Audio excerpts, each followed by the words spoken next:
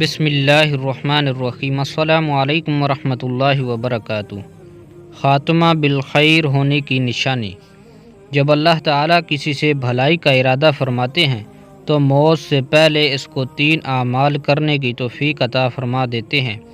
3 اعمال درج ذیل ہیں۔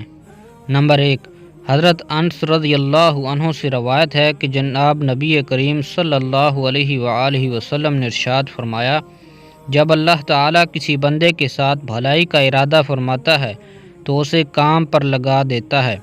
عرض کیا گیا، یا رسول اللہ صلی اللہ علیہ وآلہ وسلم، کام پر کیسے لگا دیتا ہے؟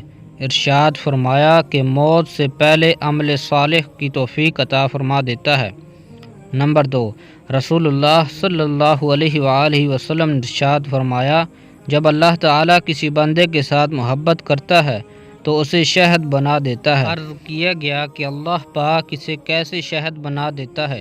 ارشاد فرمایا، اسے اللہ تعالیٰ موت سے پہلے نیک عمل کی توفیق بخش دیتا ہے، یہاں تک کہ اس کے پڑوسی بھی اس پر راضی ہو جاتے ہیں۔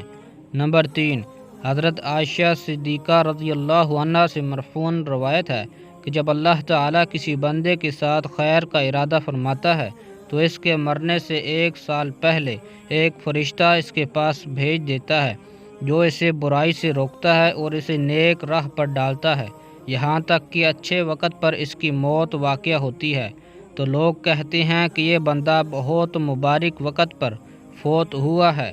جب اس کی موت کا وقت قریب آتا ہے اور وہ اپنے نیک اعمال تیار دیکھتا ہے تو اس کا دل اس دنیا سے نکل جانے کو جی چاہتا ہے اور اپنے رب کریم کو ملنے کے لیے بے قرار ہو جاتا ہے، اور اللہ پاک بھی ایسے شخص سے ملنا پسند کرتے ہیں۔